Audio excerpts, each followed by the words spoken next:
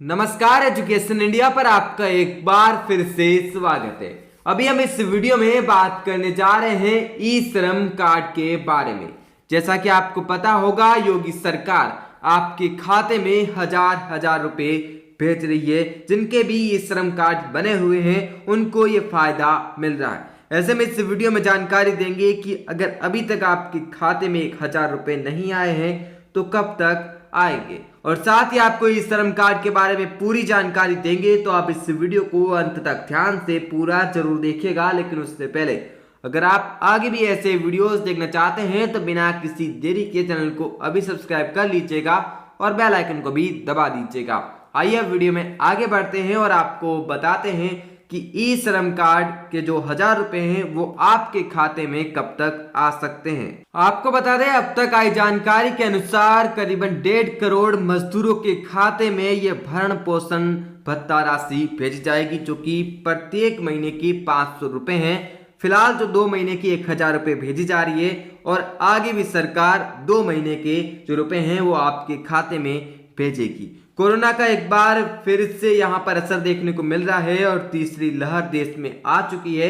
इसी बीच अगर आपने ई श्रम कार्ड नहीं बनवाया है तो बनवा लीजिएगा, क्योंकि हो सकता है कि अन्य राज्य सरकारें भी आपके खाते में डायरेक्ट डीबीटी के माध्यम से रुपए भेज दे, क्योंकि अभी तक सरकार के पास कोई डेटा नहीं था और सरकार का मकसद भी यही था कि किसी भी प्रकार से मजदूरों का डेटा एकत्रित कर लिया जाए और उन्हें सीधा फायदा पहुंचा दिया जाए। जैसा कि आप देखते आ रहे होंगे कि पिछले साल भी हमने देखा था, जनधन खाते वाले महिलाओं को रुपए भेजे गए थे, लेकिन मजदूरों का डेटा सरकार के पास नहीं था। इस बार के अंदर सरकार के पास अब मजदूरों का डेटा भी है। ऐसे में मजदूरों को फायदा मिल सकता है। जो भी लोग जानना चाहते थे कि ई श्रम कार्ड का फायदा क्या है, तो ये सबसे बड़ा फायदा है कि आपका डेटा अब केंद्र सरकार तक पहुंच गया है कि आप एक मजदूर हैं जिन्हें वाकई में किसी मदद की आवश्यकता है। तो ऐसे में ई श्रम कार्ड अवश्य बनवा लीजिएगा।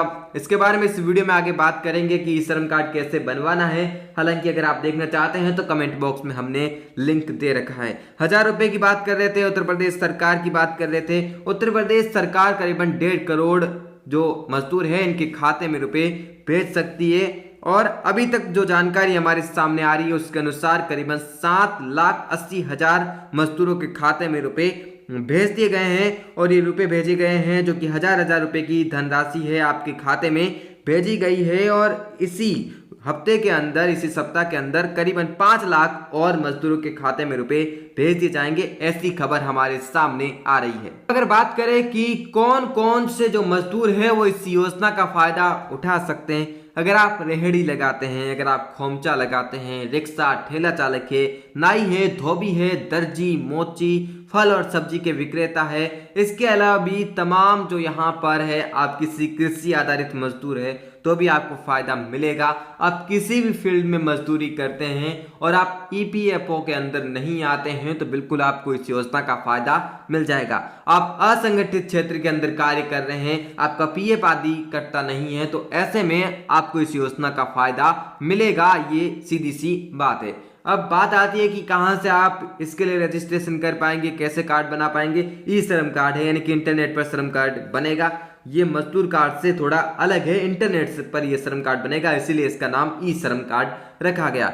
बात आती है कि कहां पर बनेगा, तो आपको अगर कुछ समझ नहीं आ रहा है, अपने फोन से आप नहीं बना सकते, तो फिर आप सीएससी पर जा सकते हैं, जो कि बिल्कुल निःशुल्क है। अगर आपको कुछ समझ आ रहा है और आप घर पर ही बना सकते हैं तो सीधी सी बात है, आपको ऑफिशियल वेबसाइट पर चले जाना है ई श्रम कार्ड की, और यहाँ पर आपको सीधा सा ऑप्शन दिखाई देगा रजिस्टर का। यहाँ से आप रजिस्टर कर सकते हैं। कुछ ही देर का ये कार्य है। आपको सारी इन्फॉर्मेशन भरनी है, आधार कार्ड के नंबर इत्यादि भरने हैं, थोड़ी सी इन्फॉर्मेशन है, बैंक अकाउंट डिटेल भरनी है। तो थोड़ी सी इन्फॉर्मेशन देकर आप 5 से 10 मिनट के भीतर ही अपना कार्ड बना पाएंगे। इस प्रकार से ये जानकारी भी आपको मिल गई। फायदा जो था वो भी हमने आपको बता दिया है कि सरकार के पास आपका डेटा चला जाएगा सरकार को पता चल जाएगा। जैसा कि अभी तक हमें पता है और सरकार को भी पता है, लेकिन अनऑफिशियली पता है कि करीबन 38 करोड़ देश में मजदूर है। ऑफिशियली सरकार को नहीं पता है कि कौन मजदूर है और कौन नहीं है। ये सिर्फ एक डेटा है जो कि जनगणना के तहत जो भी हमारे सामने आता है, जो सरकार के सामने आता है, उसी के अनुसार ये बताया जा रहा है कि 38 करोड़ मजदूर है।